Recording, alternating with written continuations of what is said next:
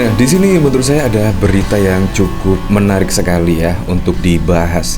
Karena apa? Karena Puan Maharani di sini ya setidaknya memberikan kejutan lah, seolah-olah dengan Presiden Joko Widodo ya tidak ada apa-apa dan lain sebagainya. Nah, di sini bahkan dari Kompas TV, Puan sebut PDIP pertimbangkan usung Kaisang di Pilkada Jawa Tengah. Menurut saya tidak mungkin ya. Di sini menurut saya hanya gimmick-gimmick politik saja.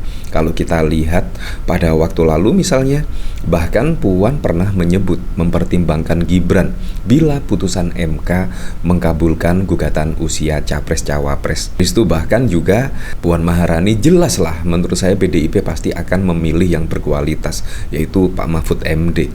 Kalau seperti ini jangan terpancing. Di sini menurut saya hanya gimmick-gimmick politik. Saya sudah mengikuti PDIP mulai jauh-jauh hari ya, dan yang dipilih sebagai pemimpin daerah pasti akan dipilih yang terbaik karena PDIP kemungkinan tidak akan mau ya pada waktu lalu terulang lagi ada yang melanggar konstitusi dan lain sebagainya. Menurut saya di sini hanya gimmick-gimmick politik. Ya, ketika Puan Maharani misalnya pada waktu lalu ditanyai oleh wartawan apakah akan mengusung Kaisang, tidak, menurut saya juga tidak dewasa itu ya. Jadi semua dipertimbangkan lah. Tetapi kalau kita lihat dari bursa pilkada yang masuk radar oleh PDIP, di situ memang nama Kaisang tidak ada. Di situ ada Andika Perkasa, Bambang Pacul, dan lain sebagainya. Tidak ada nama Kaisang. Jadi tidak usah terpancing lah seperti ini. Menurut saya ini hanya gimmick-gimmick politik menjelang Pilkada serentak 2024. Ya memang sangat mengejutkan. Menurut saya Mbak Puan Maharani di sini ya kemungkinan akan diidolakan oleh sosok kaum muda karena mempertimbangkan Kaisang.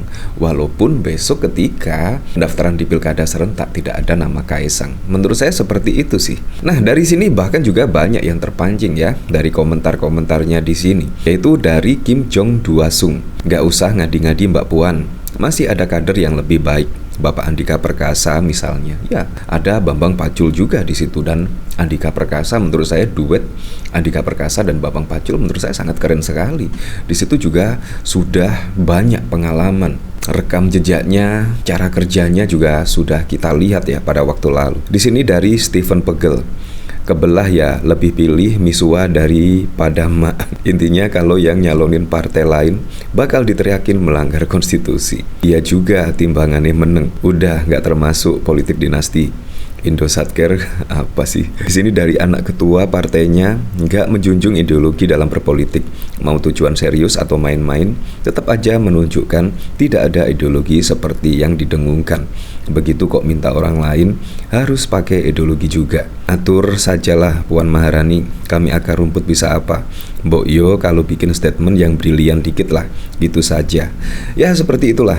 Menurut saya memang perpolitikan kalau kita lihat pada Pilpres 2024 yang lalu semuanya bermanuver demi pemenangan Pilpres. Apakah Pilkada serentak 2024 akan seperti ini? Ya kita lihat saja besok seperti apa ya.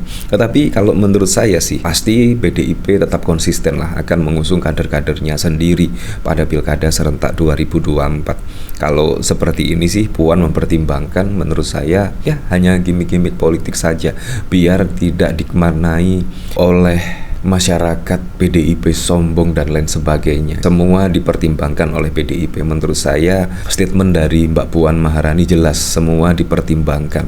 Tetapi yang masuk radar dari PDIP, Kaisang bahkan juga tidak ada di situ. Nah, pada waktu lalu juga Puan pernah memberi kejutan ya. Di sini bahkan PDIP pertimbangkan Gibran jadi cawapres jika MK kabulkan gugatan. Di sini memang pada waktu lalu Gibran masih menjadi kader PDIP. Jadi di sini ya semua kesempatan tersebut masih terbuka lebar lah, yaitu mempertimbangkan dan sebagainya. Tetapi kalau menurut saya PDIP pasti akan memilih kader-kader terbaik, yaitu seperti Ganjar dan Pak Mahfud MD. Menurut saya dua pasangan itu sudah tepat lah, walaupun hanya mendapatkan 16%, saya juga tidak menyesal ya memilih Ganjar dan Pak Mahfud MD. Nah, kalau kita lihat rekam jejak pada waktu lalu, di sini Ketua DPR RI sekaligus Ketua DPP PDI Perjuangan Puan Maharani mengatakan partainya partainya akan membuka peluang bagi Wali Kota Solo Gibran untuk menjadi cawapres pendamping Ganjar Pranowo di Pilpres 2024. Hal ini jika Mahkamah Konstitusi mengabulkan gugatan usia Wakil Presiden menjadi minimal 35 tahun. Kita mencermati hal tersebut.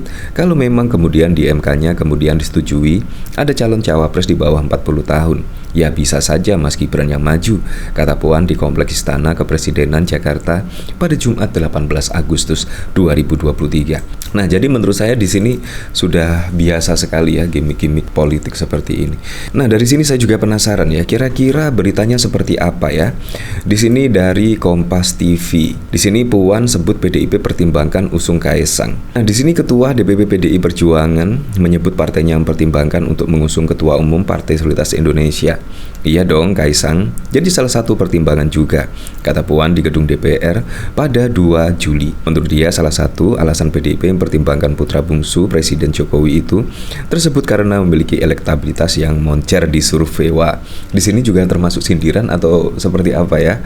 Bagus Kaesang elektabilitasnya, katanya. Sebelumnya survei LSI menemukan sejumlah nama yang potensial masuk daftar bakal calon gubernur Jawa Tengah pada Pilkada 2024. Nama Kaesang unggul dalam survei semi terbuka disusul Kapolda Jateng Irjen Pol Ahmad Lutfi dan beberapa nama lainnya. Selain PDIP, Partai Gerindra juga membuka peluang untuk mengusung Kaesang di Pilkada Jawa Tengah. Ya, seperti itulah. Jadi memang dinamika politik di sini sangat dinamis sekali ya. Semuanya bisa berubah sewaktu-waktu karena memang ya kalkulasi politiknya memang ya harus dikalkulasi politik, bukan dari bapaknya siapa, bukan dari saudaranya siapa. Jadi memang kalkulasinya, hitung-hitungannya memang harus hitung-hitungan politik. Menurut saya seperti itu sih. Jadi kita ya tidak usah terlalu baper lah dengan statement-statement seperti ini. Menurut saya sudah biasa lah. Kalau kita lihat pada Pilpres yang lalu, semua yang pertama kali ngomong A, besok bisa B, C, dan bisa Z. Jadi sangat fleksibel sekali lah. Apalagi mendekati Pilkada besok pasti akan ada kejutan-kejutan lagi. Menurut saya pasti akan ada manuver-manuver. Menurut saya seperti itu sih. Jadi kita tidak usah kaget. Pengalaman kita juga sudah banyak pada Pilpres 2024. Yang kaget, ya biarlah Presiden Joko Widodo saja yang sering kaget. Kita tidak usah kaget lah. Dan kemungkinan Presiden Joko Widodo ketika membaca berita di sini, yaitu Puan sebut PDI pertimbangkan usung Kaesang, ya kemungkinan juga akan ya tersenyum. Wow, jadi anak saya memang elektabilitas moncer dan lain sebagainya. Akhirnya bangga lah terhadap Kaesang di sini. Ya, tapi saya berharap lah pada Pilkada serentak 2024, saya berharap semoga saja berjalan dengan aman, berjalan dengan lancar, dan yang paling penting berjalan dengan transparan, jujur, dan juga adil. Yang paling penting lagi adalah semoga saja di bawah kepemimpinan Pak Prabowo Gibran bisa merealisasikan semua program-program dan janji-janji kampanyenya sehingga bisa dirasakan manfaatnya langsung oleh masyarakat.